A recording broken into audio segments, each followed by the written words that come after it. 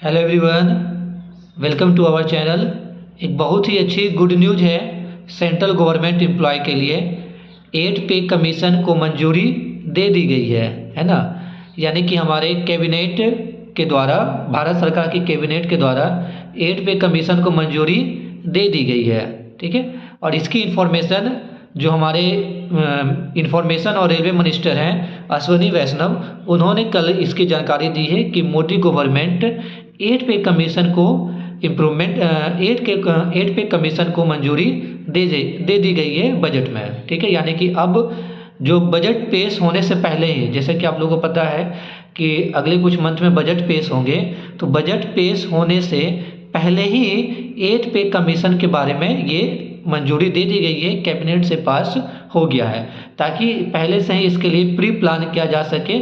और ये हमारे रेलवे और इंफॉर्मेशन मिनिस्टर अश्विनी वैष्णव जी बताए भी थे कि मोदी गवर्नमेंट ये पहले इसलिए कर रहे हैं ताकि हम बढ़िया ढंग से अच्छी तरीके से इसके ऊपर कमेटी बना करके प्रिपरेशन किया जा सके कि कैसे क्या करना है। तो बहुत ही अच्छी गुड न्यूज़ है सेंट्रल गवर्नमेंट एम्प्लॉय के लिए। और जब ये सेंटर में लागू हो जाएंगे 8 पे कमीशन, तो फिर स्टेट भी अपना, जो भी स्टेट के एम्प्लॉय हैं उनको भी इसका बेनिफिट मिलेगा।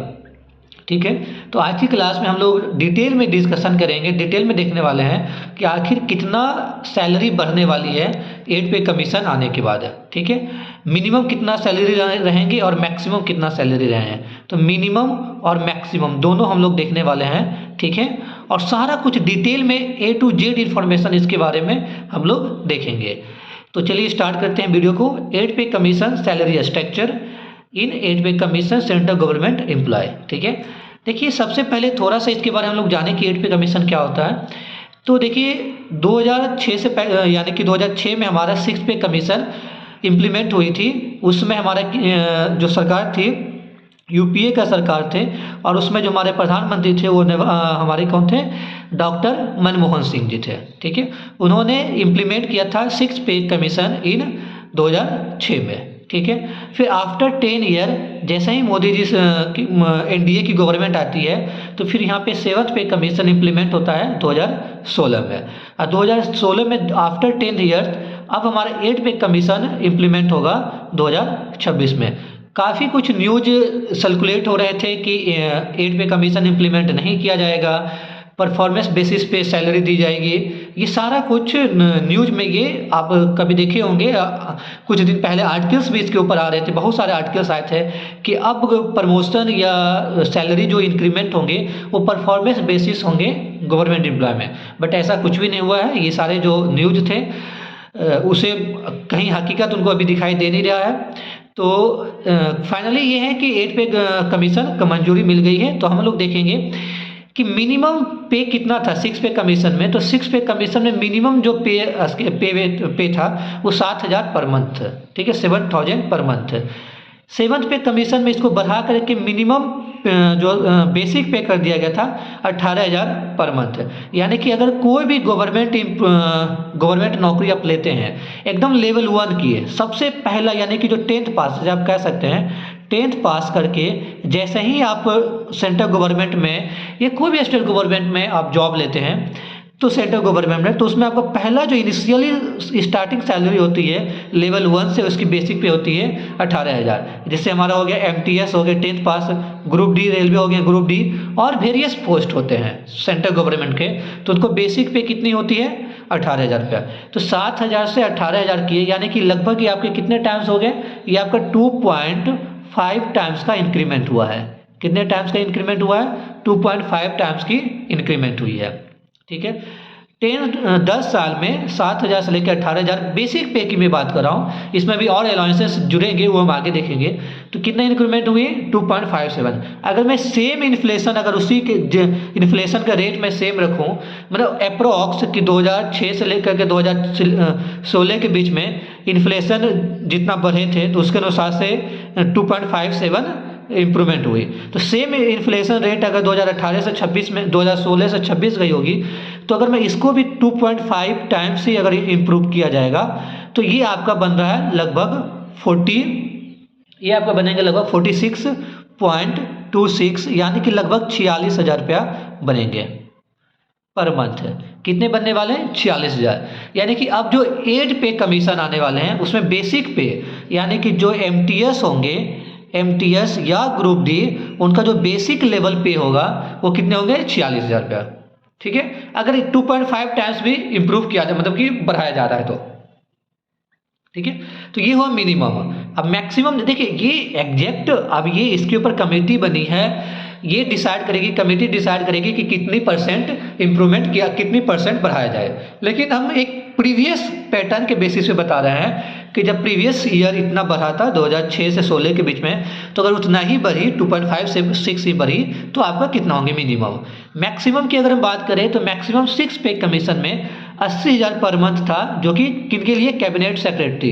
ठीक है, सेक्रेटरी लेवल की जो पोस्ट होती है भारत सरकार में, बिहार सरकार, स्टेट गवर्नमेंट में या केंद्र सरकार में, उनकी मिनिमम मैक्सिमम पे कितना था? 80,000 पर मंथ, जिसे बढ़ा करके कर दिया गया था 2.5 lakh per month for cabinet secretary. ठीक है, तो अगर ये अप्रॉक्स रहा, जितना जिस रेशियो में 2006 से 2016 के बीच में बढ़ी थी, अगर उसी रेशियो में 2016 से 2026 के बीच में बढ़ेगी तो ये लगभग आपके 6 लाख रुपया पर मंथ हो जाएंगे। मिनिमम मैं बता रहा हूँ 6 लाख पर मंथ। ठीक है, अब हम अगला फैक्टर देखिए, फिटमेंट फैक्टर। सारा के देखिए, जो फिटमेंट फैक्टर था 6 पे कमीशन में, वो अप्रॉक्स 1.86 फिटमेंट फैक्टर था। ठीक है, और 2007 पे कमीशन में फिटमेंट फैक्टर था 2.57। तो अगर सेम यहाँ और यहाँ पे जो अप्रॉक्स अनुमान, ये हमारे जो सोर्सेज, जो अप्रॉक्स ये कहा जा रहा है आर्टिकल्स के माध्यम से, यहाँ पे रहने वाले हैं 2.97, या मैं इसको अप्रॉक्स 2.9 भी ले लूँ तो भी ये बहुत ज़्यादा इम्प्रूवमेंट आपको सैलरी में देखा जाएगा। ठीक है, अगला अलाउंस की अगर हम बात करें तो उसमें एचआर अदर पक्ष मिलते थे, इस बार भी एचआर और अदर पक्ष और ये हमारा सेम रहेंगे। और यहाँ पे आप लोग जानते होंगे कि डीए मिलते हैं, एचआर मिलता है, ठीक है, ट्रेवलर्स टीआर मिलते हैं, सारा कुछ ये सब वापस फिर हमारा 2%। पहले ये क्या था कि जो ये दिया जाते थे ये इन्फ्लेशन के बेसिस पे दिया जाता था कि जितना इन्फ्लेशन, महंगाई भत्ता, जितना महंगाई बढ़ेगी उसी के अनुसार से गवर्नमेंट एम्प्लॉय को महंगाई भत्ता दिया जाता था। लेकिन 2016 में मोदी गवर्नमेंट ने बोला इसे फिक्स कर दिए कि सब पहले 2% दिए जाएंगे, फिर अगले क्वार्टरली हाफ ईयरली में 2% बढ़ा के 4% कर देंगे। यानी कि ये हर हाफ ईयरली में ये एक फिक्स रेशियो में बढ़ते थे, और बढ़ते बढ़ते अभी कितना हो गया? 53% डीए हो गया। ठीक है, पेंशन की बात करें तो उस जो पेंशन था वो एनडीए सरकार में मिनिमम पेंशन फिक्स कर दिया था कि कोई भी अगर जो सेंट्रल गवर्नमेंट के एम्प्लॉय है उसको मिनिमम पेंशन 9,000 रुपया तो मिलेंगे। मैक्सिमम वो उसका सैलरी का 50% मिलेंगे, है ना। कि मान के चलिए कोई कैबिनेट सेक्रेटरी 3 लाख रुपया पर मंथ पे रिटायर कर रहे हैं, अगर कोई कैबिनेट सेक्रेटरी हैं उनकी जो लास्ट जो सैलरी है 3 लाख पर मंथ है। ठीक है, तो इनकी जो पेंशन बनेगी 1.5 लाख पर मंथ पेंशन बनेगी, है ना। ये हमारा अकॉर्डिंग टू 7th पे कमीशन। तो सेम हमारा यहाँ पे रहेगा अकॉर्डिंग टू 8 पे कमीशन। और आप लोग तो इंफॉर्मेशन, अब तो हमारी एनपीएस भी न्यू ओल्ड आती एनपीएस आ चुकी है ना। तो वो भी बहुत, यानी कि कुल मिला की बात अगर हम देखा जाए मेडियर, तो बहुत अच्छी गुड न्यूज है। जो भी बच्चे स्टूडेंट तैयारी कर रहे हैं सेंट्रल गवर्नमेंट या स्टेट गवर्नमेंट की तैयारी, गवर्नमेंट जॉब की तैयारी कर रहे हैं, वो एकदम लगे रहिए। बहुत अच्छी इन्फॉर्मेशन ये है और बहुत मोटिवेशनल की तौर पे काम करेगा। और एक हम डिटेल वीडियो लेकर के आएंगे हैं कि ग्रुप डी की कितनी सैलरी होगी मिनिमम, एमटीएस का कितना होगा, अगर आप पे लेवल 3 में है, हर पे लेवल के अनुसार से हम सैलरी लेके आएंगे कि पे लेवल 1 का क्या होगा, पे लेवल 2 क्या होंगे, पे लेवल 3 होंगे, सारा कुछ। ठीक है, तो each and everything will be crystal and clear in upcoming next video. Thank you so much. And अगर ये वीडियो आपके लिए हेल्प इन्फॉर्मेटिव लगी तो please subscribe our channel. Thank you so much.